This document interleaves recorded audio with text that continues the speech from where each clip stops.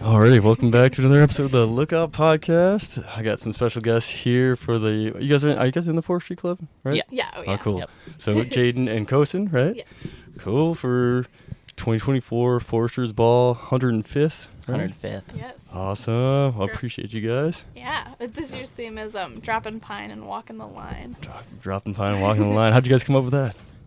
So the tradition is every year that there's a new Chief Push, they'll pick kind of the theme of the Foresters Ball, and it's usually something that has to do with the forestry or conservation work that they do. And for me, like, I grew up in the National Park Service, so my dad, he works now for the Forest Service in Minnesota as a forest supervisor, and my mom works budget, and so just growing up with, like, families inside of that kind of the forestry and conservation, that job network. Yeah. So in your blood, I was going to say the outdoors. Yeah, right, exactly. Yeah. So just I think I kind of chose that theme because it was, something dear to me of all these people that work in these forestry related jobs like fire or law enforcement, or like even working trails. You've got to spend a lot of time away from your family, and it's needed work and it's good dedication, but like just to acknowledging like that having a family and like this field is definitely harder, but it's work that needs to be done. Yeah, absolutely. I know. I think that's really good, especially because for a long time, even when I first started, people didn't really acknowledge that you're going to be away from your family for a long time. Yeah. And like right before I first started, it was still kind of expected that you just go out and just be on the road forever. So like they didn't have the 2-to-1 work ratio. I mean, when I started, they did, but like not long before me. So guys I work with didn't have that, and it was wild to hear because they'd be gone for like a full month. And the only reason why they come back is like the fire was out. It wasn't because they like got let loose because they were tired, because they need the rest. It was because there was nothing else to do, so they got kicked home. So definitely a different world now with the 2-to-1 work to rest ratio. Jeez. It was more than I expected to chew on there. So are you like the president then of the club? Talk to me. Yeah. So my role is Chief Push, and that's kind of like the president of the Foresters Ball. I work a lot with the Forestry Club, Fire Club, Woodsman Team, and SAF, and we're all kind of we're all our little minor clubs, but we all do our meetings together, and all tend to work alongside with each other.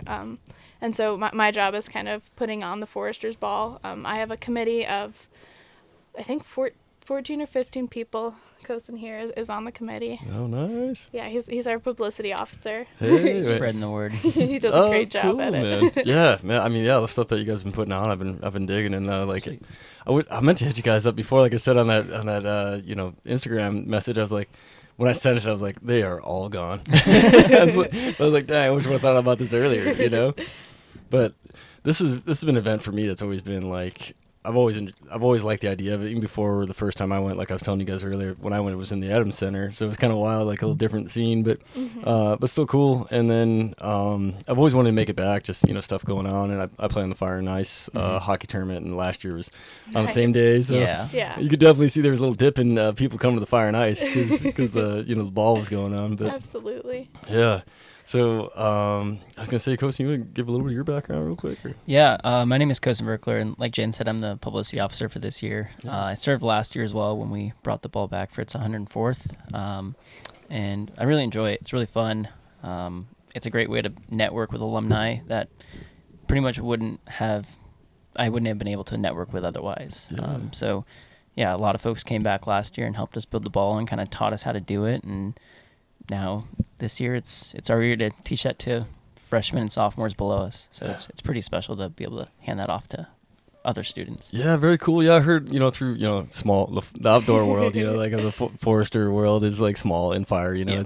So I heard through the grapevine that it was kind of a struggle last year because it had been off like 2 years, right?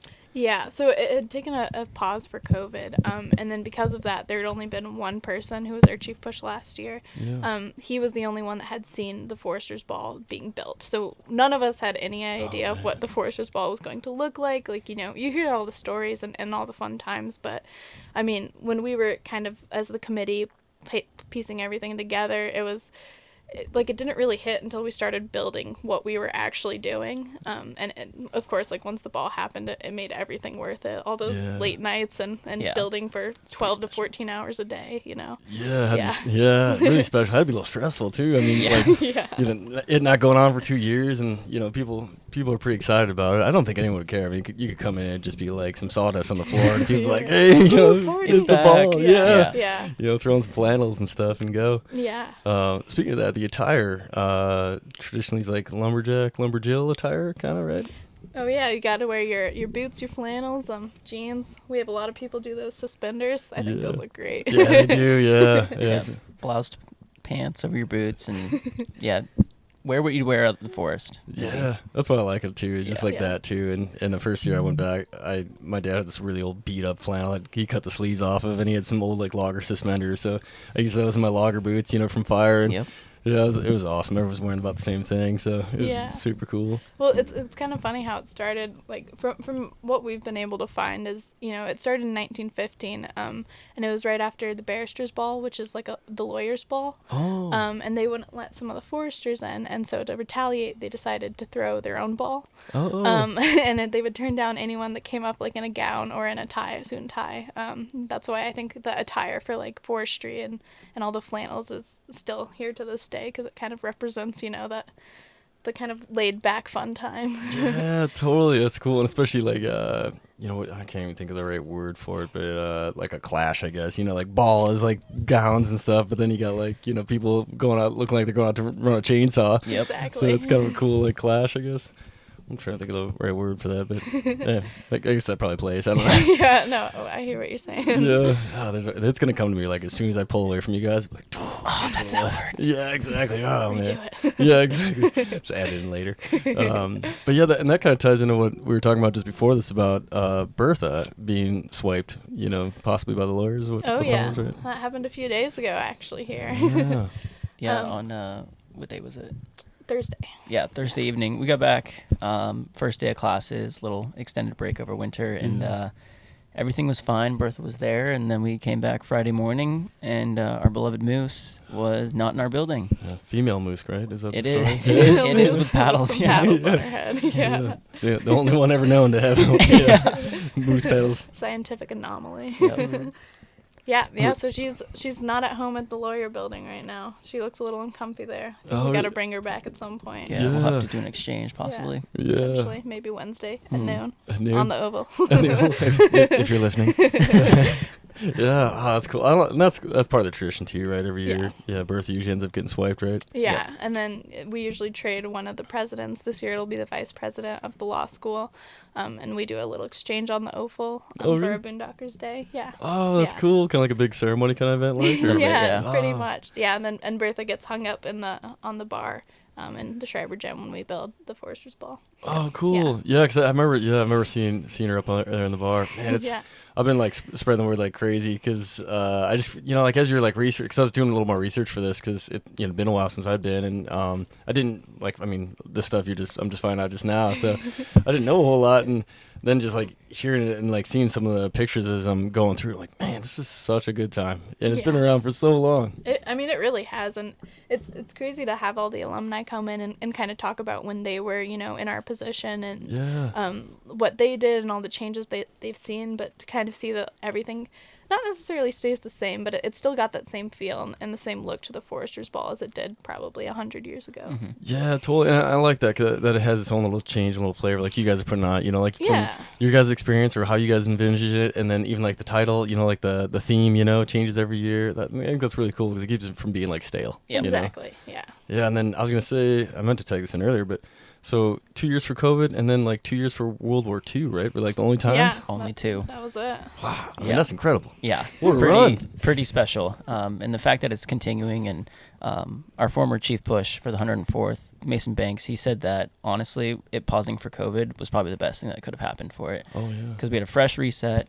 We had a lot of new students who are really passionate about it, and we learned from basically him that this is an insanely special event and tradition that is unique to the University of Montana and the University of Montana only. Yeah.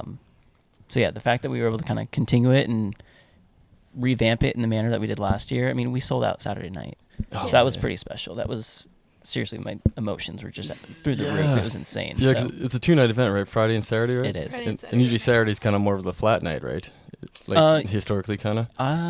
I don't know exactly, having only been to one. Last year Yeah. Saturday was both nights were absolutely crazy. That's awesome. Um, I think they're always pretty good, but I always heard that like the second night, just because everyone's a little wore out, so Makes- it that wasn't- doesn't surprise me. wasn't quite as crazy, but Yeah. man, like that's big, to sell out 2 nights. And Yeah. I think it's probably gonna keep going Oh, bananas. yeah. that's what we're hoping. That's That's the plan, and That's our goal this year. doing the work. Yeah, you guys are doing awesome. I mean, like resurrecting it last year is huge, Mhm. because Yeah. like, I mean, when you're forced to not do it, it's one thing, but if you like, like it could have been like, well, we didn't do it last year and we don't really have time, and like all those things can happen all of a sudden, like something's gone. So it's really cool you guys Yep. brought it back. Yeah. Yeah, it's easy to make excuses to not do something, but the fact that we were able to bring it back was just honestly the most gratifying thing I think I've ever done. Yeah. And I think It'll that stick was with you. too, Yeah, like seriously. the committee that we had. I mean, they were just all of us last year, and this year I have the most amazing committee, That's in so my cool. opinion, of Yeah, course. But heck yeah. but just the people that were working last year and this year,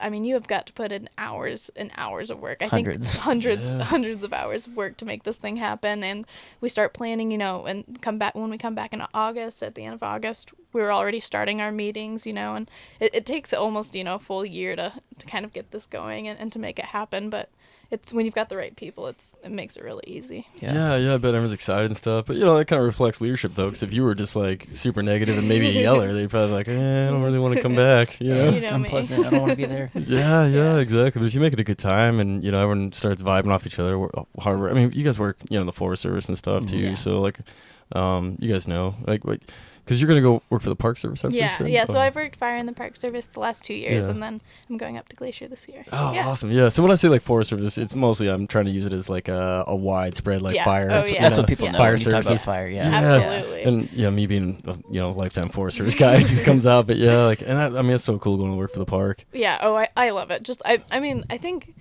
the one thing that I've always loved about the park, which I think is why I'm in Forestry Club, is just the community, Yeah. and just the community here with the Forestry Club and with Foresters Ball. I mean, when we do our big events like going up to Lubricht and cutting down, either Lodgepole or Douglas Fir region, it just feels like you're having a day with your friends. Like it doesn't Yeah. really even feel like work. No, and Yeah. the smell, right? Like when Yeah. you're out there in the pine, holy cow! Yeah. Yeah, Yeah. it's amazing. And that's why we study what we study. It's just because most of our classes are outdoors. Our labs Yeah. are always outside, and it just, where else do you get that besides Missoula, Montana? Where you can just go, like we own a mountain. Yeah. I'm looking at Mount Sentinel that the university owns right now. Yeah. And so special. fun fact, used to be a lookout on it way back in the day. Yeah. No way. Yeah, it was the only lookout that was ever on like a university campus because, like you said, UM owns the Sentinel Mountain. Yep. So, and then it mysteriously burned one evening. But Yeah. I know. I Interesting. saw pictures my freshman year, and I was like, that'd be sweet to revamp that. Yeah, it's part of the goal. Like eventually with this thing is like, maybe I won't be the one doing it, but at least raise awareness. Yeah. Maybe get something like that back. That'd be Yeah. sweet. Yeah, but I mean, like you said, the work you guys do, like the white bark pine, you guys probably been messing with a little bit, huh? Like you guys talk about that at all? Like how it's In classes? Yeah. Oh yeah. We last year I was in this class, forest ecology, and we actually we went up Lolo, and got to look at some of the white bark pine up there and kind of Cool. talk about what was going on. And I mean this college, in terms of like forestry and conservation, and especially in forestry, you're hitting on all these management. It's not necessarily like you're just focusing on logging or you're just Yeah. focusing on something. You're kind of looking at how to conserve the land. Montana is a very big public land space, and so learning how to manage that has been phenomenal. And this Yeah. is a great school for that. It makes you an incredibly rounded, not only outdoorsman, just forester, and yeah, you learn a lot about a lot of things, and it gets pretty special. Yeah, that's what I was thinking. You can wave them in if you Oh want. yeah, that's our delivery of box of stickers. Come on in. Bye, Carson. Oh, he must have just dropped it off, huh? He did. I told him to. I gave him a phone Yeah, call the and door. told him to Yeah, go that look at works. stuff. Thanks, Carson. Appreciate you, buddy. Thank you.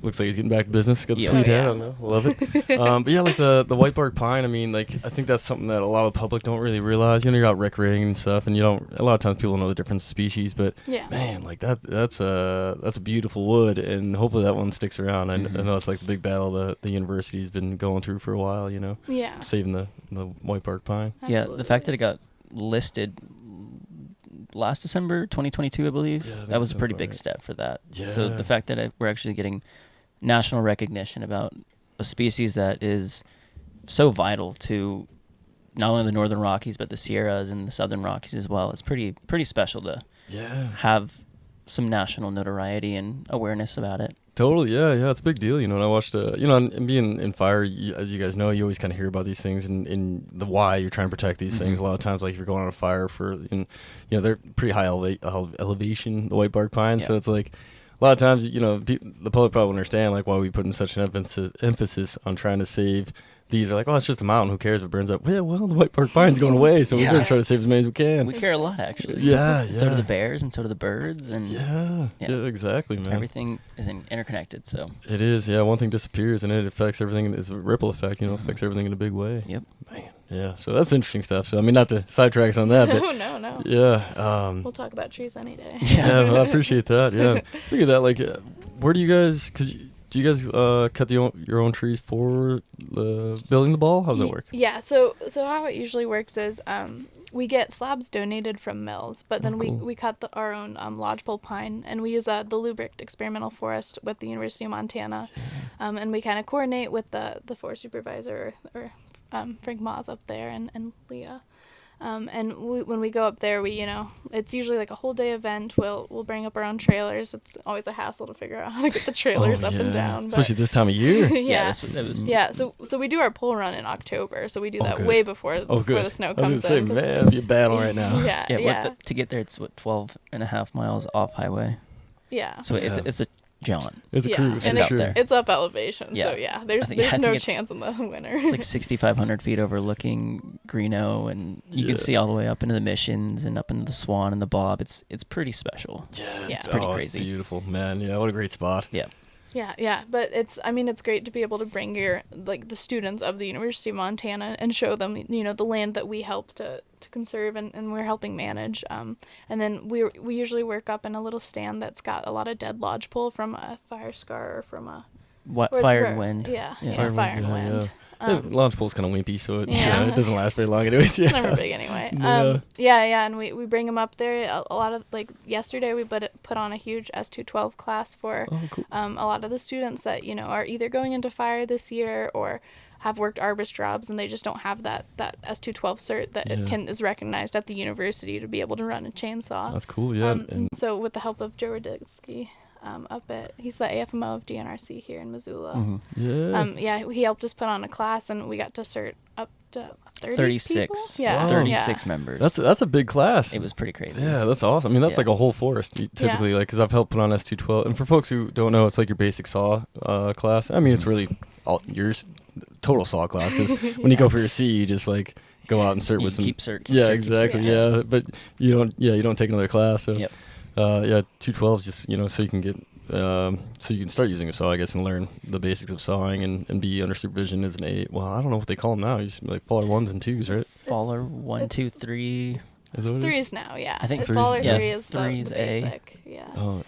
Yeah. 1 is C. 1 is C. Yeah. Something like 2 that. is B. Yeah. Yeah. No one really knows. Everyone still like uses the old slang of B and C. I know ABC. Yeah, A, B, and C. Yeah, exactly. Yeah. That's really cool. That's huge because like when I've helped out with 212, like a whole forest, it'll be like you said, like 30, 36 people, and that's a big class. So that's big. Man. Yeah. I mean, it's just one of those things too. So Joe used to be a chief push here, really? also, back in the day, that's and so cool. it's just one of those connections in that community that's just so special to Foresters Ball. Is having him come back and help us put that on so that we can continue to like show people how to use chainsaws or get them a little head start in their career, especially if they're going into fire. It's been really special to work with people like that. Totally, yeah, and even like even like in my brain goes like even beyond like fire is that like you guys are teaching people some safety stuff if they ever have their own house and maybe one have a wood burner or fire place and they're not gonna hopefully cut their toes or fingers off like Right. they'll be responsible. Yeah, and chainsaws are one of those things that it's crazy to me that you can just go buy one. Yeah. You don't have to buy chaps with it.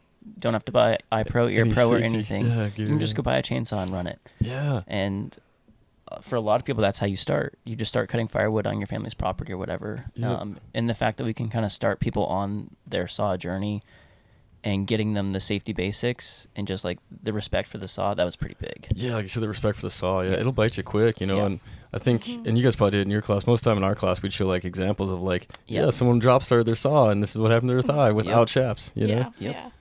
Yeah. There were some videos and pictures, but that's what really hits at home for people. It's like, Totally. this is what happens. This is, if you don't respect this saw, this is what can happen. Yeah, it'll bite you. Yep. And quick. Yeah. Yep. Ew. And it's lasting. Yeah, because it's such a gnarly. It's not just like a Rips. Yeah, exactly. Rips. Yeah, rips all that tissue and stuff and can get in your bone like real quick. Yeah. Oh, yeah, it's nasty. But if you do it right and respect it, like you said, I mean, it could be a really good, valuable tool. You know, I use mine all the time. Still, you know. Oh yeah.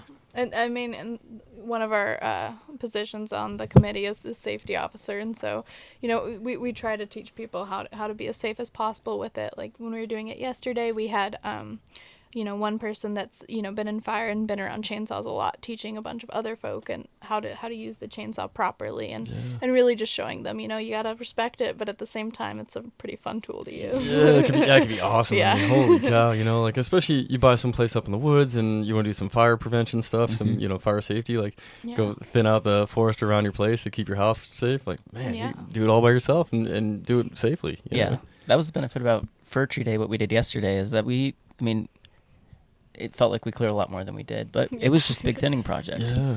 It's like we only need trees that are 4 to 8 feet tall, and they're usually stressed young Doug fir. So we basically just did a thinning project for the ball and then for Lubrecht as well. So it was kind of killing 2 birds with 1 stone. It was makes the perfect. forest healthier, and then wood for the ball. Yep. Yeah. So cool for an event. Yep. And I was gonna ask you guys earlier. So the ball is all ages, 18 and up. How's For admission, I mean, we yeah. welcome anyone that wants to come. Yeah. Oh, cool. It's from 7 p.m. to midnight, so we do tend to get, not so much of a family crowd. Yeah. But yeah, most of the time we have a bunch of alumni this year. We have a bunch of parents of the committee members coming, which is really fun. Yeah. It's honestly, it's a mix of all ages. That's cool. And then during on Saturday, we're going to do a community forestry day here, which is from 10 a.m. to 2 p.m. on Saturday, February 3rd. And that's open to families and to the community. It's a free day. Come check it out. Yeah. Exactly. Yeah. Come check it out. We have a bunch of forestry-related booths. I know Cabela's is setting up a little archery blow-up range. Oh, really? Yeah. So it's going to be a fun day. That's really cool. DNRC will be there. Smokey Bear will be there. Smokey He'll be in Bear. attendance. Monty, the UN mascot. And then FWP, I believe the Blackfoot Challenge will possibly be there.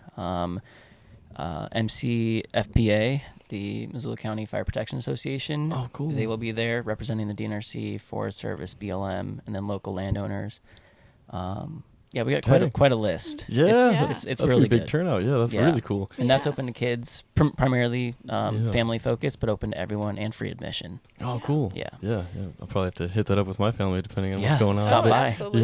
Yeah, I'm looking forward to that because I've been bragging about it for a long time. It's It's such a good spot. And then I don't know, we might have skipped a Koson, but I meant to bring it up. You work for the DNRC, right? And I do. Yeah, Hell Tech for fire, right? I do, yeah. Oh, cool. Here out of the Southwestern Land Office, which is Awesome. just based here in Missoula. So, And is that the plan kind of after graduation, or? I don't know yet. I filled with them last year, had a really good experience. It wasn't the busiest fire season in Western Montana. Very strange year. Yeah, it was. We'll see about this year, but my plan is to go back, and I still have a semester plus another year of school, so I got some time. But no, I've really enjoyed working fire during the summers, and it's given me insight into a job that I could possibly do after I graduate, or I could go use my degree and do some forestry work. But I'm also getting the fire science and management minor, which is cool. sweet. Yeah. So I kind of already am using my degree. So Yeah. that's kind of gratifying and special. Oh, huge. Yeah, 'cause I'm not using mine at all. So, that's huge. But like for you guys, I mean, to be able to be in fire already, and then, it's such a big fire world, and to have the degree. So it's like, if you end up getting beat up like me, you can be like, oh, I got this awesome degree that still keeps me outdoors. So I can go use that. Yep. Right. For me, it was a little bit tougher, but I got the old Airstream, so I can drag it around It's places. a pretty sweet setup. Oh, I'm jealous. I appreciate it. Yeah, it's gonna get better hopefully over time. Maybe next time you guys see it, it'll be a little more refined. It's a pretty cool spot. Yeah. Oh, thanks. I appreciate it. Oh, and then I guess the dates for the ball, you probably already said one. Oh, yeah. So February that'll be 2nd. Friday, February 2nd and Saturday, February 3rd from 7 p.m. to midnight. 7 p.m. to midnight. And Yeah. then the 3rd is also the walkthrough for the families? Yeah, so on the cool. 3rd we'll have the Community Forestry Day from 10 a.m. to 2 p.m. And all of that will be in the Schreiber Gym. Oh, So cool. the Community Forestry Day is also a great way where if you have kids and you can't really go to the ball at night, free admission, and you can come check out all the work that we've done. We'll do lots of buildings in there again this year. So we'll have a chapel, we'll have a barber shop, we'll have a jailhouse, a museum, photo booth, bar. With refreshments. With refreshments. Yeah. Oh, cool. Yeah, and then a stage for the live band. Oh, awesome. Yeah, live band. Yeah. Is it local band? Or? Yeah, we're going to do Mark Dubois on the Crossroads. Mark Dubois on the Crossroads. Yeah. Cool. Yeah, they played last year and they just did such a great job. Had a we blast. wanted to Had have an them back absolute again. blast. Yeah, I'm glad they came back. Yeah, because I didn't get to go last year, but I saw the videos, and man, like I said, the music was perfect. Yeah, you know, it was watching amazing. The Can Girls. Yeah, That was? yeah. I was in the Can last year and, Oh, really? and the Can again this year. That's The awesome. swing dancing is my favorite part about Foresters Ball. I love it. So Oh, yeah. I think being in the Can's a great time. Yeah, I'm glad you brought that up too, because like that's another thing kind of unique to the Northwest and Montana. I think like people don't really know about because it's a different kind of swing dancing. A lot of people call it like Yeah. jitterbugging here, Yeah. and yeah, it's man, it's so awesome. It's like such a active dance, It's so Yeah. fun. It, Yeah. it yeah. works you. It does, yeah. Holy cow, you're worn out, Yeah. but it's so fun. There's so many different moves. Like even for me, I've been doing it. Like prom was like the time when we were like trying to do it in Whitehall. Yeah. So Yeah. I learned Oh, then. my goodness. Yeah, so got okay then, and then every year it seems like I get better, and then a lot of my rodeo buddies are really good. So Yeah. when we go out dancing, I'm always like looking, I'm like starting to do something. Like, wait a How minute, do you do that? where'd you put your arms? You know? Oh yeah.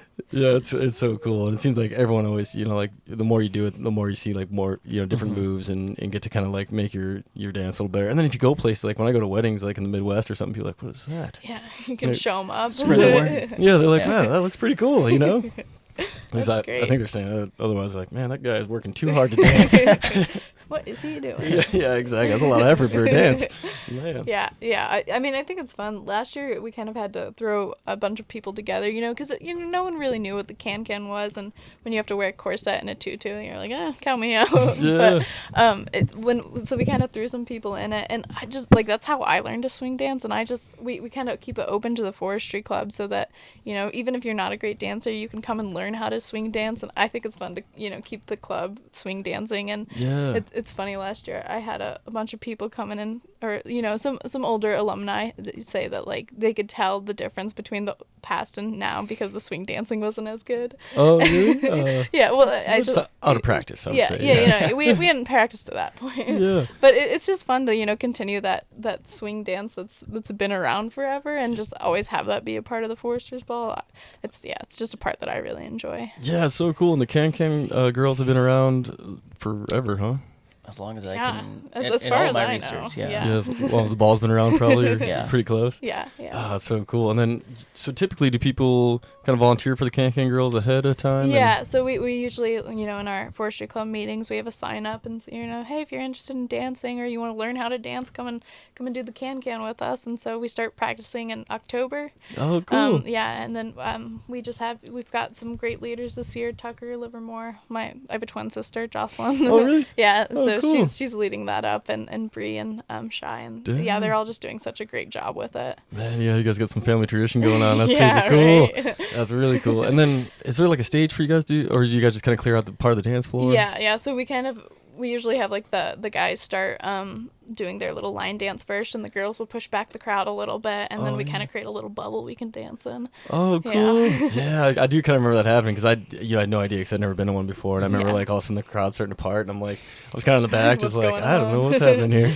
Yeah. Yeah, it's so cool. Yeah, all those little things. I mean, that it really makes this such a special event, and man, I appreciate you guys putting it on, and I appreciate you guys coming on here and talking with me about this. Of course. When Koson texted me and said that you had reached out to him, we were both ecstatic. We're like, oh my gosh, this is going to be Pretty so special. fun. Yeah, Yeah. so cool. Yeah, and as much as I can do to kind of spread the word, I definitely would be in. And I was thinking about, I kind of originally offered up to have a bunch of folks on here, but Yeah. kind of tight quarters, and then the one mic wasn't quite working right. So, but maybe do a follow up, like if you guys want to, like Oh, to yeah. like a a couple nights before or something, maybe would, Yeah. like especially if it's set up or something, Do we it do like inside. that's what I was That'd be thinking. great, Yeah, That'd like be really cool. get a group of folks together if you guys want. And Yeah, absolutely. do like one more advertising to. Yeah. I was gonna say like Wednesday night or Thursday night we have more, so especially Thursday night we'll have a bunch of the buildings done so you can kind of get a better grasp of what we're doing and It'll it's look not mostly just together. sticks everywhere. Yeah, totally. I mean, yeah, and the buildings will pretty much sell it itself. I mean, you guys are doing an awesome job too. But like, I think the little town looks so Oh, yeah. cool. You know. Oh my gosh. It's. I walked in Schreiber earlier today, and I was like, "It's a gym right now. It's just a plain gym." And when people walk in, it's you can't tell it's a gym. It looks like a logging town. Yeah. It looks like you went and stepped back in time. It It's really pretty, does. It's pretty crazy. Yeah, the way you guys do the lighting and the way Yeah. the buildings are set, like you said, it looks like you just walked in a downtown, it's small just like little a main street. Yeah. Oh, Yeah. the bar's over there. Oh, chapel's over here. Yeah, It's pretty totally cool. stage. Yeah, Yep. very cool, man. It looks like like Whitehall. We have a street dance every year called Frontier Days, and it's like the vibe is very similar. You're Yeah. like, man, this is cool. You Yeah. know. Yeah, like you said, Main Street, like because you block off Main Street in Whitehall, and for the band and everything, and like back in the day before one of the buildings kind of burned down, like bars lining the main and in between the dance floor and stuff. So it's very similar. That's awesome. That's great. Yeah. Yeah. And then she can get married, right? You Yes. can also get divorced now Yeah. if it doesn't go well for you. Yeah, if it doesn't work out, you got Yeah. you got some time to change your mind. Yep, we have certificates for both, so we're open to everyone. So Yeah, so you got freedom. whether you're feeling it or not, Yeah. let us know. We can we can undo we can some make it work. things. Yeah, exactly. It's just one night, so you don't have to live with it. Yeah. That's awesome. And then, is there an actual barber giving haircuts? Yeah. Yeah, there is. Really? Yeah. It's the Master Barber Shop. Master Barber, yeah. Yeah. So They're it's out on actual reserve. Yeah. Whoa, Yeah. so that's super cool. They're amazing. So they come in. Last year we had one person come in. This year I think he wants to do 2 to 3 spots for haircut because there's such a high demand. He had like a little tally on the wall of how many mullets he was doing, how many clean shaves, like full on haircuts he was doing. It was That's great. so cool. Yeah. Every time I walked in the waiting room, it was completely full. Yeah. And I was like, holy cow, people are actually getting their hair cut. I mean, what an event to What? get your Yeah, haircut. that's what I was you gonna know? say. Man, that's so cool. Yeah, the amount of mullets that walked out of that, Yeah. walked out of those chairs was pretty. I loved it. Oh, I love it. That's what I was thinking. I was like, that's why I asked the question, because on some of the photos I saw from last year, I'm like, it looked like some fresh mullets. I'm Yeah. like, yeah, Oh, these guys yeah. cut it right before they went in, or they Yeah. got it cut there. Inside. That's so cool. Yeah. Man. Yeah, like just all those little things. Like, what other ball is doing stuff like that? I don't know anything that has this many like things going on in No, one spot. it Not is- to our knowledge either. It's such a unique event. I mean, I can't even think of anything comparable at any other universities that I've heard of. Yeah, nothing. I mean, even just like the look of it, like you guys were saying, like when you walk in, and the smell. Yeah, you know, the smell hits the you right in the pine. face. It's Yeah, pretty cool. Yeah. it is amazing. It smells so fresh and amazing when you walk in there. It is so awesome. And They then, bring in chips. Yeah. and Yeah. It's all great. is the all- floor covered in chips? It's not. So the floor is actually an interesting story in itself. It is. So Schreiber used to be the men's gym, and the floor that we bring it on a Monday morning.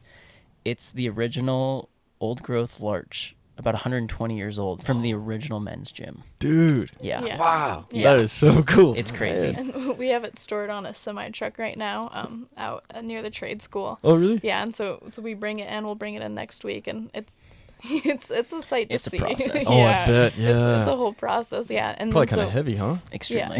Yeah, that's what I figured. And so we spend the whole first day of construction is usually just putting in the flooring itself, because it's Man. got to be like lined perfectly, otherwise it won't look right. And No. Yeah. Yeah. If you get, it's like the cornerstone. If the cornerstone's off, the entire floor is off, and they're Yeah. they're like plywood sheets, just 6 inches thick, and Jeez. they all fit together like a big puzzle, and it's pretty crazy. It is the most. Yeah, it's a good workout. Yeah, it is. Oh, It's I a bet. lot. And probably a lot of patience. You're like, wait a minute. Yeah. Yep. That one looks a little weird. A lot of hammering, And do it honestly, again. sitting down and just slamming it with your feet, trying to get it to fit. Yeah. Yeah, kind of So- show who's boss a little bit. Yeah. Yeah, I forgot about that part. Oh yeah. Yeah. No, that'll be coming. Yeah, it's coming up, just man. next Soon week. enough. Oh, that is so cool, man. Like just that alone. I mean, so many little things. I'm gonna keep repeating myself because it is such a cool event. I mean, no, we It- agree with you. Speechless, yeah. Yeah, I mean that's like I said. Why I wanted to have you guys on so much because it's like, man, this is so cool. And I thought about it last year, but it was kind of like too late, and then I was a little more focused on the fire and ice last year. Yeah. So like this year, it's like, Did man, you I guys gotta- win last year? We did, yeah. So- congratulations. oh, thank you. Yeah, last 2 years we won, so beat the city. Nice. Nice. See if we can keep it up this year. Yeah. And that's the Forest Service versus the city. Forest Service the city, and I believe Okay. it's February 10th.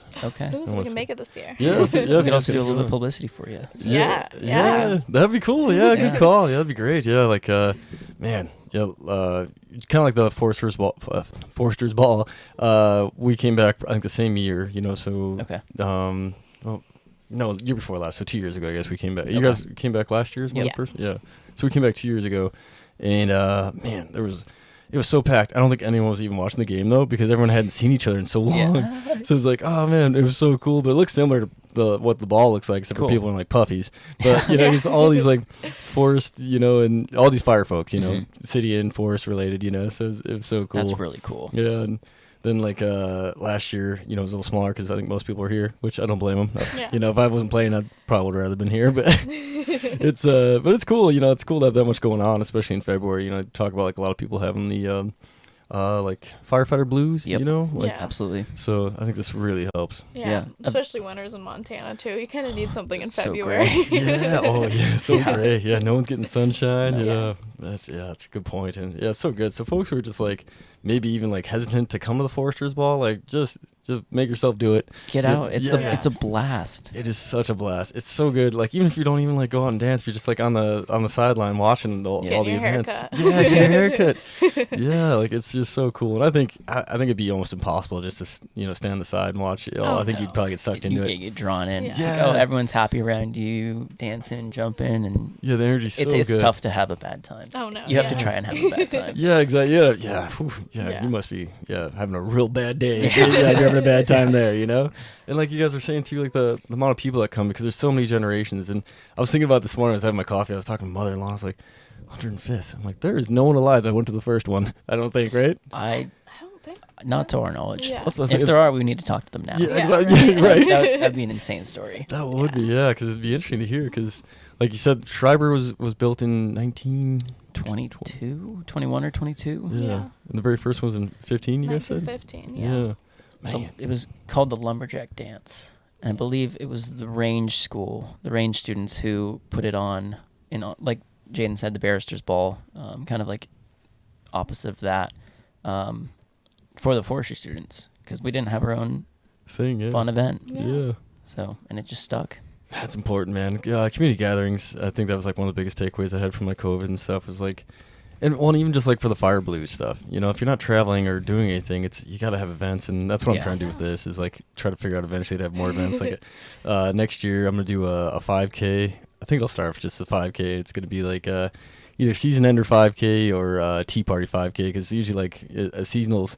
I don't know if anyone's really mentioned around, but it's like what do they call it? Like terminal party, so tea party, because termination party. Yeah. That's what it is. Yeah. Oh yeah. Yeah, So- you're all getting laid off. Yeah, exactly. So yeah, big No tea more party. money. Yeah, and the jump base here. I guess I didn't tell you guys earlier, but I finished my jump career here in Missoula. Okay. Okay. And and most jump bases have, but the Missoula one I just really liked. They have T-shirts and stuff like Tea Party, and like one was like the Mad Hatter, but it was like Forest Service kind of themed. That's Yeah. cool. Yeah, so like things like that are big. So might do like the Tea Party 5K or something. Just to Yeah. That'd be sweet. have another event like maybe like October or something, so when people Mhm. are just starting to get like their energy back from the fire season, and have a little Right. gathering, Everyone get get back all together. together and Yeah, and not just fire folks, whoever wants to come and Yeah. support the cause, and Yeah. have proceeds go to the Wildland Firefighter Foundation. Oh, Would be the plan. sweet. Yeah, That's so Sweet.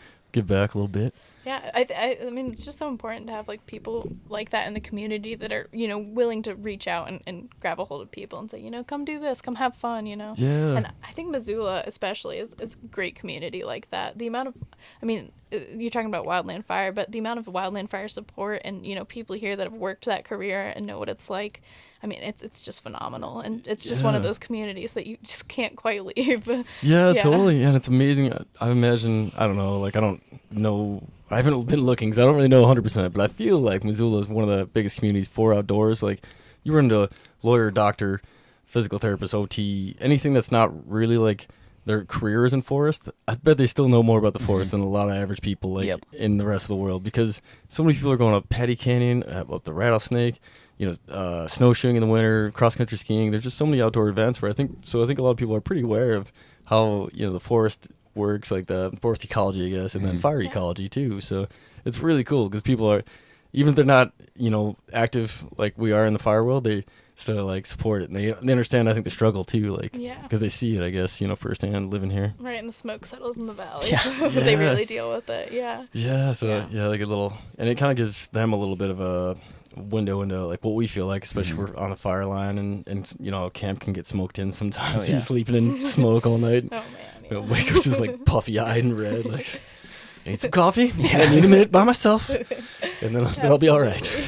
Absolutely. Yeah, but those are the great memories. There's so many good memories of like fire and stuff, and and the Foresters Ball like brings memories too. And then you guys will have this forever. You guys can bring your families back, and Yeah. Yeah. and then if you guys have kids someday, maybe your kids will be like, man, my parents were involved in this. I'd like to go do that too. Yeah, actually, one of Sammy Westfall, she's my logistics officer. She was the logistics officer last year and could not do it without her. She's amazing. Her dad went here and I think went to the Foresters Ball. Yeah, he's got a lot of pictures from it. Really? Yeah. And so Oh. it was. I mean, just today she was like showing us some of the pictures that he had taken. That she had, and it's just crazy to be like, that's your parent that was here, and now you're here and doing Yeah. this, You're like Yeah. full circle. visually passing the torch. Like, Yeah. you just see it right But- there. Oh, so cool, man. Yeah, and I mean, what a cool event to do it. And then, like I said, you guys saving it is big, and that's on you guys. Like I said, Huge. as students, like, I mean, it wasn't, none of us could have done anything about it. It'd be like, all we could do is be like, hey, you guys should do it again.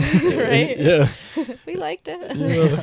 So thankful for you guys, and so thankful for having you guys on. And I Yeah. won't keep you guys much longer unless you guys got anything else you want to Oh. send out there. We appreciate you having us on as well. It was pretty special to see you reach out, and just the fact that, people are out here in the community that care about this tradition and want to know more and Yeah. want to get involved. So Yeah. we're just lucky enough to put it on. Yeah. Absolutely. Yeah. Just come to the Foresters Ball. Come It'll to be a Foresters great Ball. time. Oh yeah, and I almost forgot, and it supports you guys as students too, right? Oh yeah. Sorry. That was that's kind of a huge big one. part, Yeah, I just it just light bulbed on me. I was like, oh, wait a minute. Yeah. So all the proceeds that we make from the Foresters Ball, it goes back to the students. So once we've paid all of the bills from putting the ball on this year, we give it back as a scholarship to the students.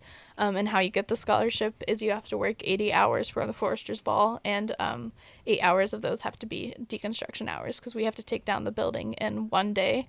So we start at midnight on Saturday night. As soon as the ball ends, we start Holy cow. deconstruction, and Dang. it's just, I mean, it's great though to give that money back to the people that have just really made this tradition. And last year we were able to give out, I think, I don't really know don't how know the many total, scholarships can't we remember. did, but like we gave them back to the students, and it was just, it's nice to see it go full circle and know that it's like you're supporting these people, you're supporting the people that helped, and a lot of that money goes to like fire boots because those are crazy expensive. Yeah, fire boots. Yeah, that's a good point. Yeah, I mean, a Yeah. good pair of fire boots. And, on pro deal, like maybe $300, but like Yeah. 400 and up usually, especially for lager boots, Yeah, if like you're gonna- 500. Yeah. Oh man. At least right now. Yeah, Yeah, and it's just great to support the careers of people, especially the students. Yeah. And just kind of see what they get into once they leave the Foresters Ball and once they leave Forestry Club. Yeah. Yeah, totally. You guys have that bond forever. What were you gonna say? You mentioned that we're the ones that put it on and we made it happen, but in reality, it's all the donors and all of our sponsors in town that really, really make it happen. Yeah. So like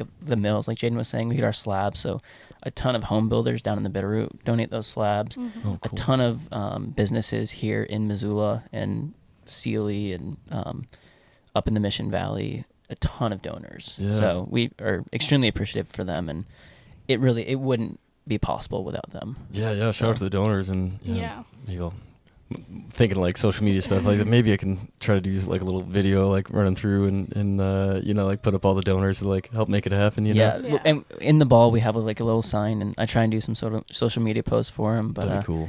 yeah, we really can't thank them enough because they're the reason it happens. Yeah, strong community. Yeah, Yeah. So it's Again, another about the benefit of being here in community. Missoula. Yeah, People yeah. care. People care about people, and it's pretty special to have that. Yeah, they really do, because it's a good-sized campus. I mean, it's, one of the two biggest in Montana, like, Right. pretty big in the Northwest. So, Yeah. yeah, to have that, like, big community but feel like a small community is huge. Yeah. It's- Yeah. People ask me when I go to school, like, how big is UM? And it's like, well, I can walk from class to class and have conversations with just about everybody, but there's still people I don't know. So it's like the perfect size. So It is, yeah, and it's so warm, like I've been on a few campuses that were about this size that like people were more, and it's just busy school. And I don't think they were trying to be rude, but they were just like on a mission. yep, But head like, down going. yeah, we're like here you get in the Oval, and it's so, it's just cool, like a cool hang. Everyone's like a lot of people are slacklining or just like yeah, laying on the yeah. lawn. Springtime when everything's green is the best. Everyone's just happy. Everything's bright.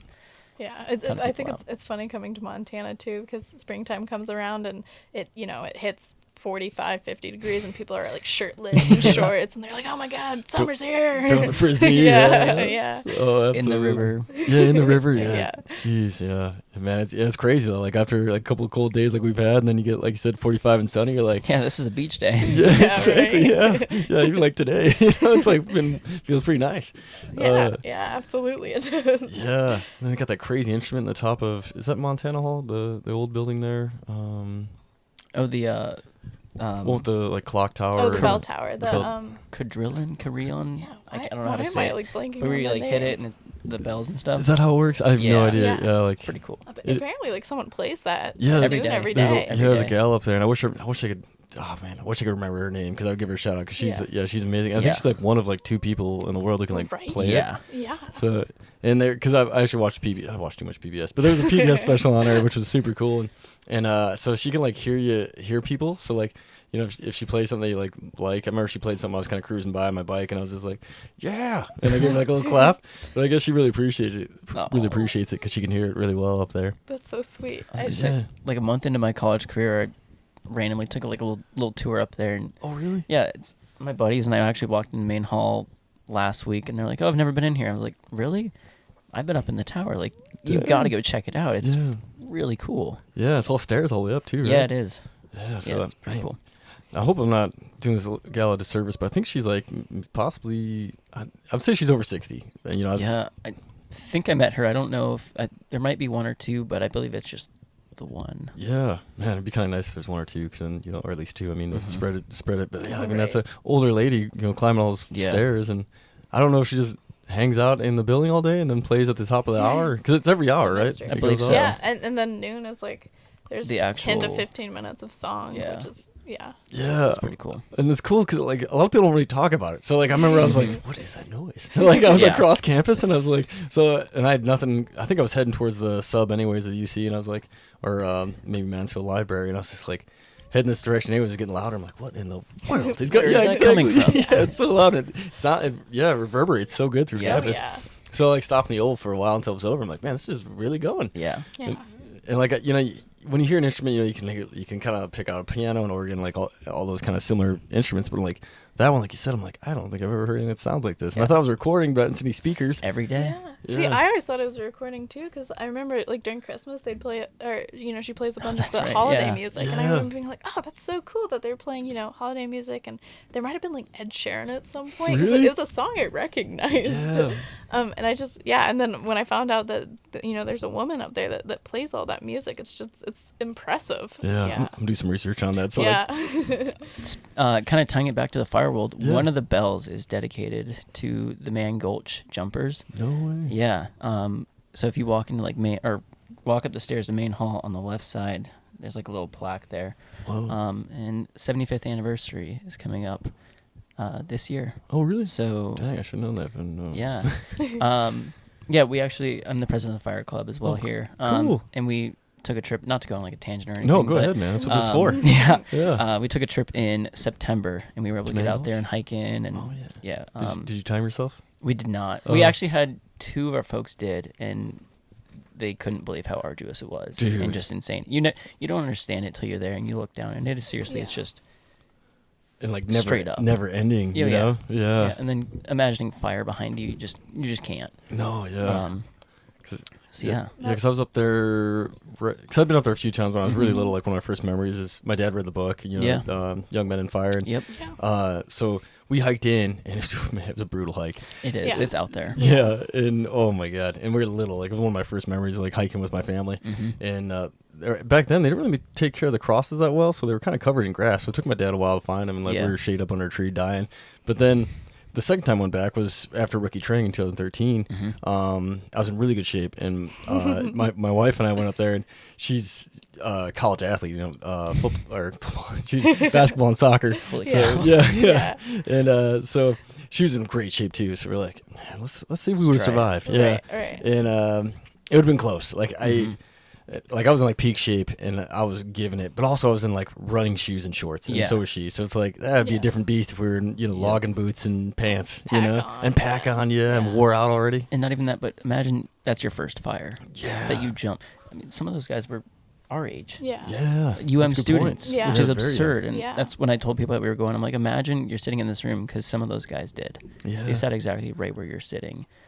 They had just as much experience as you have right now, and they sent them out on a fire. You jumped out of Miss Montana. Yeah. You jumped out of a DC-3 onto this DC-3, fire. Yeah. So, man. Yeah, I thought it was a pretty surreal experience because we went with, the fire club organized it, and cool. but we went with one of our professors, Dr. Carl Seilstad, and he used to be a smoke jumper, and it was great to go with him because he could tell you all about what you do as a smoke jumper, and he tried to put you in their shoes, and we walked down to where he thought maybe they would have landed and where they would have scouted out the fire, and then kind of walked up and been like, okay, this is where you might have realized that you got to get going right now. Yeah, you're getting trapped. And so it was just, that was just such a surreal experience. That's so cool. I'm very jealous because that would be awesome. 'Cause like you said, he's probably read the book a few times, and then being a smoke jumper himself, he could kind of give a good idea of like, that's the best looking spot for a landing spot. Yeah, he was a spotter as well, so to get that Yeah. point of view and what he was thinking, and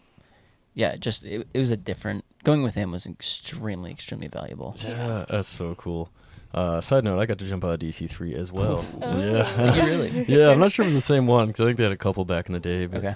But yeah, it was an awesome experience. Like that was part of the reason why I wanted to come jump out of Missoula because That's they awesome. still had the DC-3 and it's the only jump base that had one at the time. So Did you start out smoke jumping, or were you working? No, yeah, I started off in Whitehall in the Forest Service, and Okay. it's I don't know, people are getting interested in different things these days, but like back then it was so hard to get on the Forest Service. It was just no one left, and it was just like one of the best jobs for small town folks. So I didn't get on right away, like a couple years, and it's like as you guys know, it's one of the best jobs for a student. Like you can, It works Oh, perfect. yeah, you can work like short period of time, like at no hard feelings, and like if you want to come back the next year, we'd love to have you. Where like if your other jobs ahead in construction, we're like, hey, we're still going to be hammering on this project until October. We need the manpower. So like they didn't appreciate when I left, and they usually didn't like me having me back. And I get it. They have projects and stuff and need the manpower, but so like it was such a relief being in the fire world. But then also like some of the tiredest I've ever been going back to school. And I ran track in college, so like I'd be dragging in, trying to get in, from fire shape into track shape, which is a little different, but it kind of helped me out a little bit though. Absolutely. Yeah. Yeah, it's a pretty sweet job to have during the summer, and like I said earlier, it's just a great way to test the waters before you jump into a career. Yeah, exactly. It's fun too. I'm my first year in fire. I was working in Yosemite, and there were actually two students that worked in. They working in Plains, Montana. Oh yeah. And they ended up coming down to Yosemite for the Washburn fire that we had there. So And cool. it's just such a small world. Like it's one of those also tight knit communities, which seems to be a theme for today. Yeah, no, it totally is. Yeah, and the more you guys do it, I mean, if you guys stick around for even like 5 years or 5 seasons, I remember because that was about the time when I started, doing like. I guess I was a squad boss, IC5, like started getting some quals and some responsibilities. So going fires, and I wasn't like just like, head down digging, and I, could like look around and then I'd be like, oh man, I worked with you back in whatever fire, and you start like seeing all these people on these bigger fires that you'd worked with before, and then it just grows. It's so cool. But I guess I didn't finish your question, but so I started in Whitehall, did 5 seasons. I was 08 to 12, and then the dream was always to smoke jump. So I was putting in my apps, but I figured, the normal like progressions like district, hot shot or rappel, and then jump. And so I was doing the progression, but for some weird reason, I think the jumpers were hiring first that year. So I was like, well, I'll go around and tour all the jump bases, shake some hands, and then get my app in. So I did that, and then I wasn't really getting much of a response. I didn't have a lot of experience, like I was just a district guy. So I was like, yeah, well, I didn't really expect much, but at least want to get my face out there. And that was kind of the expectation. So I was starting to call the hot shots and the rappel bases to see like if they had any openings and would take me, and then I got called up by NCSB, and so in 2013 I went and jumped out of NCSB there, and That's sweet. Yeah, there was only 4 of us to start, only 2 of us finished, so that wow. Yeah, it was pretty cool. Wow.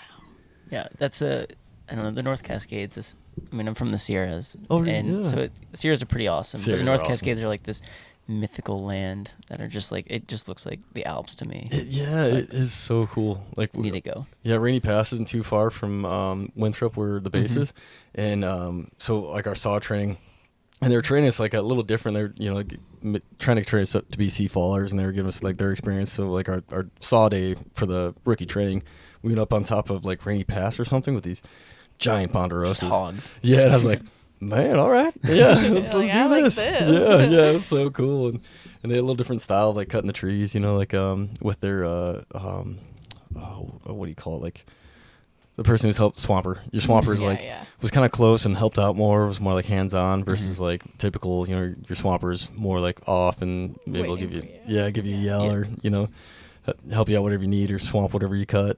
But that one was a little more hands on, a little more old school style, which is kind of cool to see. And then they were doing more Humboldts, which is like opposite of the Foresters. Yeah. Logging.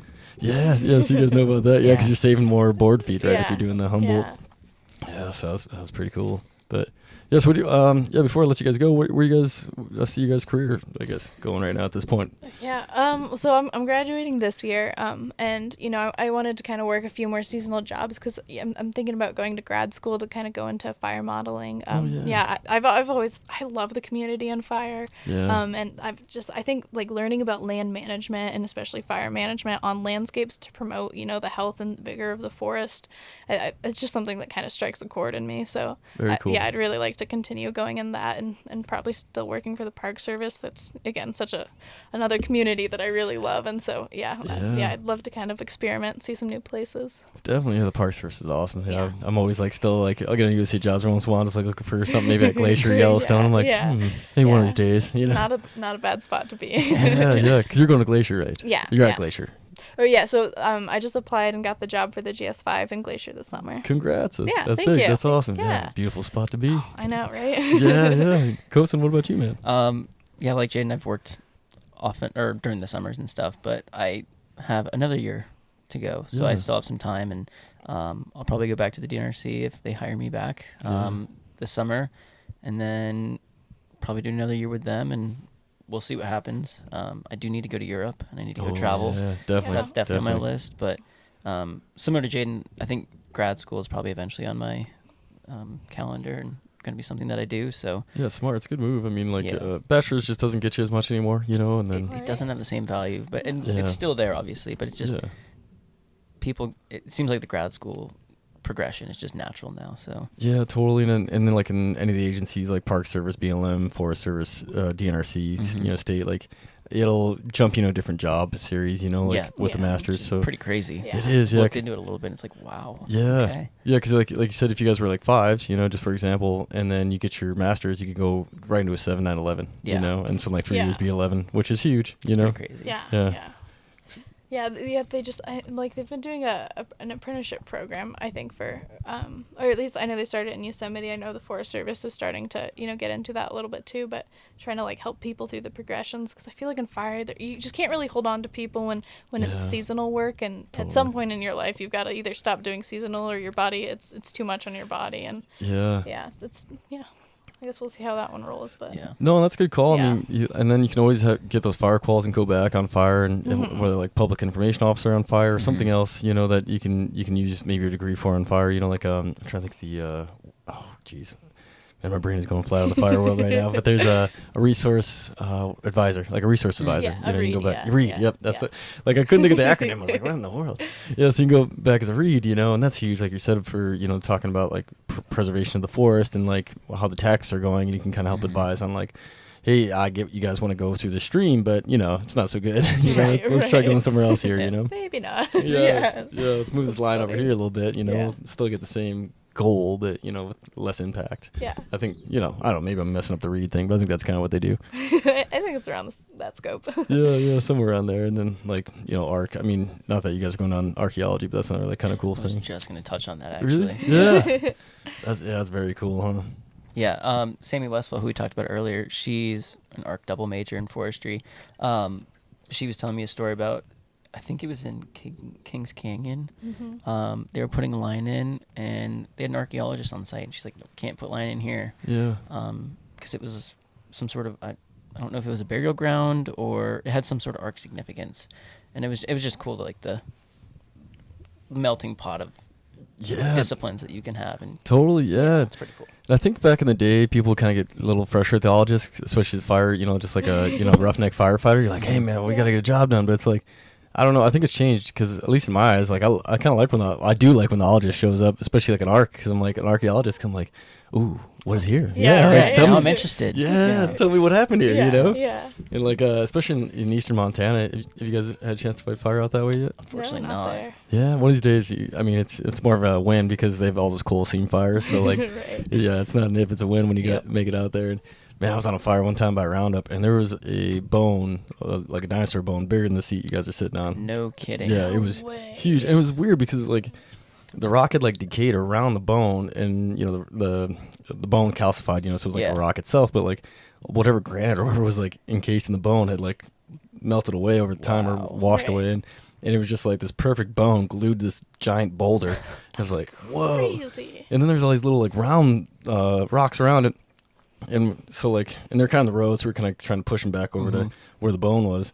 And one of our friends like picks one up to go put it back, and he's like, "This has got to be something." He's like, "It's just too perfectly round." I'm like, "Yeah, maybe," but I was tired and was like more thinking about the fire, and like took a couple pictures with the bone, and then left. And so one of my friends took these photos to MSU, or maybe the was it Rocky Mountain Museum? Museum of the Rockies. Museum of the Rockies, yeah.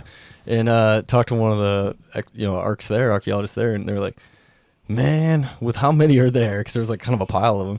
He's like, I would venture to say those are dinosaur eggs. I was like, no way. Yeah, I was like, well, I had a dinosaur egg in my hand. That's awesome. That's so cool. So that's Little Jurassic Park. Yeah, and that's like kind of the cool stuff you get to see on fire, Yeah, like and another side story is one of the jumpers in Missoula was on a fire in Alaska, and he ended up finding like this giant mammoth tusk.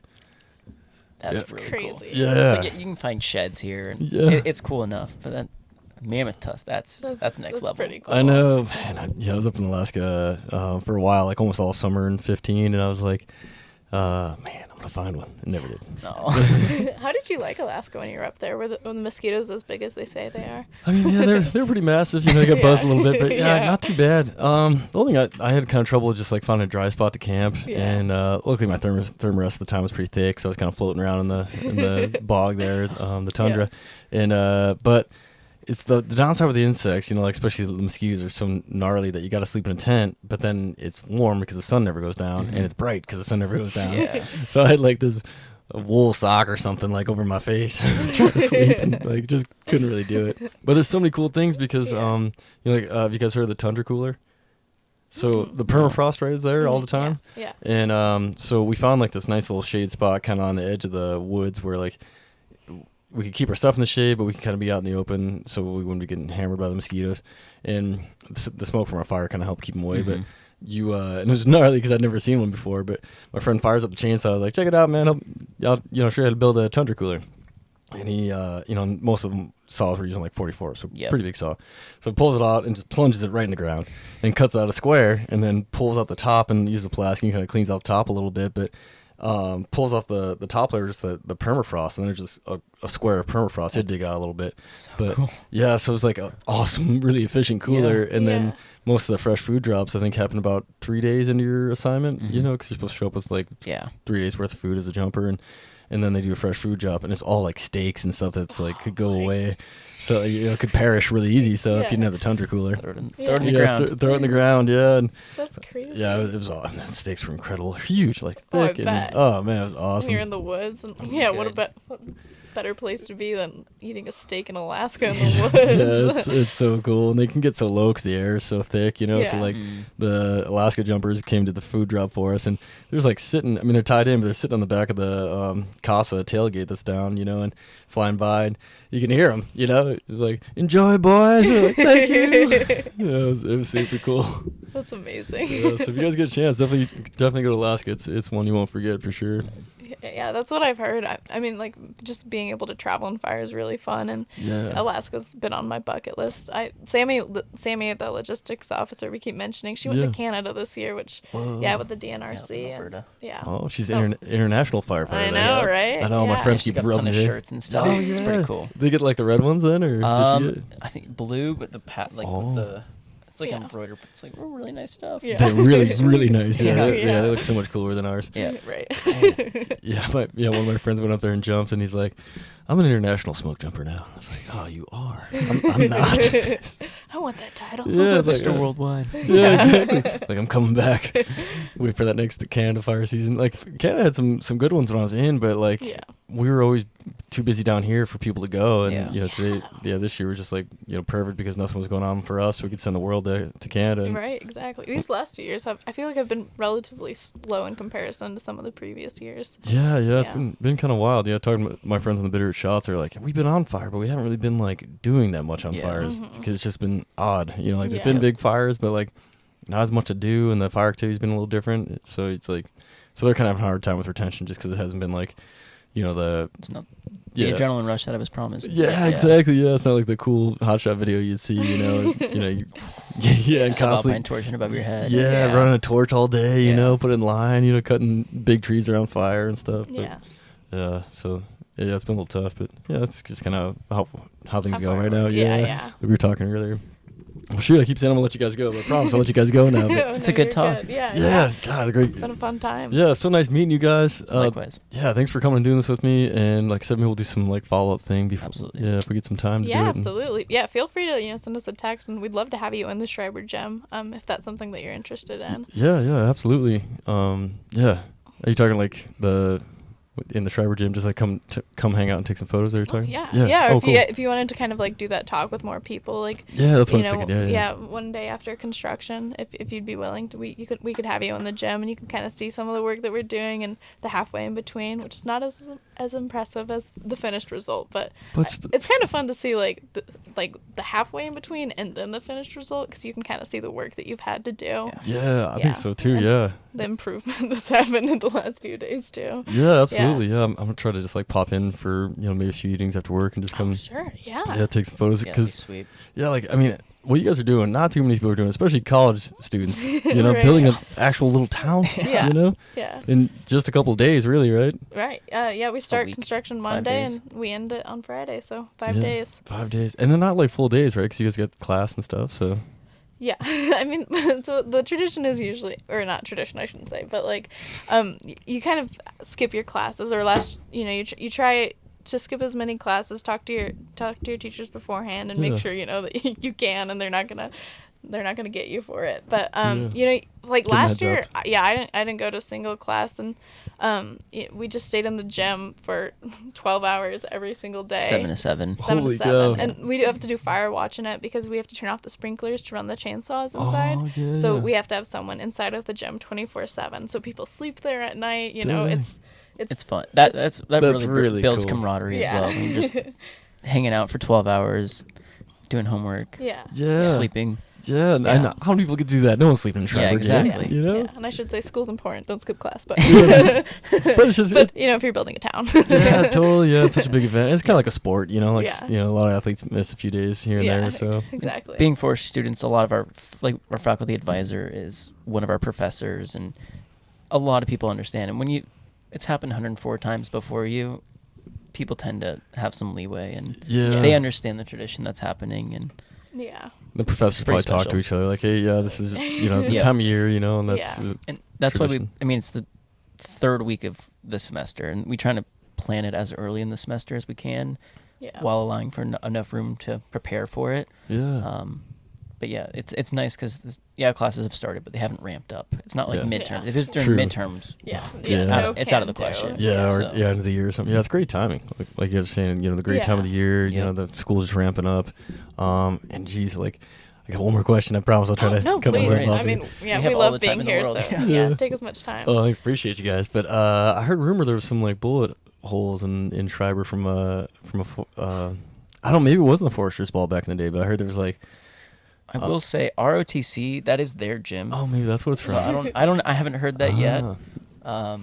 Maybe we got to do some digging. Yeah, we need to do some research. I know, because someone from the hurling, I don't know if it's my brother or one of the hurling club folks who like the original folks who started the hurling team. Yep. Nisha Waldron's the fella who's from Ireland who started it. Sweet. And, he's awesome. He's still like over in Ireland doing hurling things. But I think one of those guys was like saw the bullet not like holes really, like not through the building, I don't Okay. think, but Yeah. or maybe there are patches. I don't remember, but there's something like something with a bullet, you know. Yeah. So yeah, so let me know what you find. Yeah, Yeah. We'll have to do some sleuthing. Absolutely. Because I don't really know the story, but like you said, it's a ROTC gym, so like Yeah. who Not knows? not accusing them of anything. Yeah. No, Not no. accusing them of anything. I don't think it was any malicious at all. It was Yeah. just like I don't know if they were like back, cause I thought the story was like back in the day in the Foresters Ball, like way back when probably when the gym had just first got going, like there was like tradition to go and like shoot some guns in the air, and like maybe they didn't know there was a live round in it or something. Like it was something like really like not like anything bad, you Yeah. know, Yeah. just like an accidental like whoops. Oh no, there's a Yeah, I bullet hole in wouldn't this doubt building. it. yeah, Yeah. exactly. Like, oh no, there's a couple on the roof. Yeah. Oh. Yeah, Bummer. something like that. Just kind of like more like a redneck kind of Oh, yeah. old school thing, you know. Sounds like Montana in the yeah, 1800s. yeah, exactly. Especially back in the day. Yeah. Yeah, but Yeah, we'll have to look at that. That's a good story if that is Yeah. true. yeah, let me know what you guys find. Will do. I'll check back in. Well, thanks guys so much. I appreciate you. And so I guess recap. The ball is The ball is on Friday, February 2nd, and Saturday, February 3rd from 7 p.m. to midnight 7 p.m. to midnight. in the Schreiber Gym. You can get tickets either online through GrizTix, the university ticketing system, or and this year we didn't do this last year, but this year we're doing in-person ticket sales. Oh, So cool. starting tomorrow, Monday morning, and running through Friday this week, we'll be doing online ticket or in-person ticket sales inside the University Center on the campus. Oh, Yeah, perfect. and that Awesome. was from some lodgepole pine we cut up. We put a little brand on it and Really? printed out some tickets and wrote on it. Yeah. Oh, Yeah. wow. Starting to bring that little tradition back. So Very cool. 10 Yeah. a.m. to 2 p.m. Monday through Friday this week. Yeah. So the ticket's actual like a piece of lodgepole or something with brand Yeah, on it? yes, it's a little cookie, and the forestry school had a brand that's got you can kind of see out on the building right now the tree with The the little M. logo. Yeah, and we just True to the brand M. it in the little cookie and Very hand it cool. out as a ticket. That's awesome too. So like a piece of paper, like even if it's got a cool logo on it, Yeah. it's gonna fade. Yeah. And, Yeah. you know, you'll It's lose easy it. to lose. Yeah, it's gonna go through the Yeah. wash. But like something like that even goes through the wash, you still have it. You know. Yeah, and it's branded on, so Yeah. it's not going to go anywhere. Yeah, that is very cool. Great idea, Yeah, man. yeah. And then there's the public day on Saturday, Yeah, right? so the Community Forestry Day, that will be also in the Schreiber Gym on Saturday, February 3rd from 10 a.m. to 2 p.m. And that's family friendly. It's free admission. You know, come check out what we've done. Yeah, it's a great way to kind of get to know some also like forestry local businesses around here too. Yeah, that's big. Yeah. Sure. I know some of the committee members will be there as well, so we'll be hanging out and, walking people through what we built. Yeah. It'll be pretty sweet. Yeah. Yeah, y'all have any questions? You know, like Jaiden and Koson will be there, so Yeah. feel free to Yeah. ask these guys. Get in the Absolutely. tradition. Yeah, Man. we're friendly, I promise. Yeah, cool. I mean, it shows for sure. Man, yeah, I guess that's all I got except for this will be out tonight. I'm gonna work my Sweet. buns off to try to get this thing done. Like, We Appreciate appreciate it. yeah, pretty late. Yeah, well, I appreciate you guys. And like I said, like I'm a fan, so like I'm so pumped that this is back and that I get to be a little part of it. You know, Yeah. so Oh, it- yeah. it's a little bit selfish on me because this is cool. for Not at me. all. So, Not at all. yeah. Well, thanks guys, Jaiden, Koson. Appreciate you guys spending the time, and I appreciate everyone following and check out the Foresters Ball this year. Awesome. Yeah. Thank you so much, Luke. Yeah, Yeah, no really problem. appreciate it. Bye.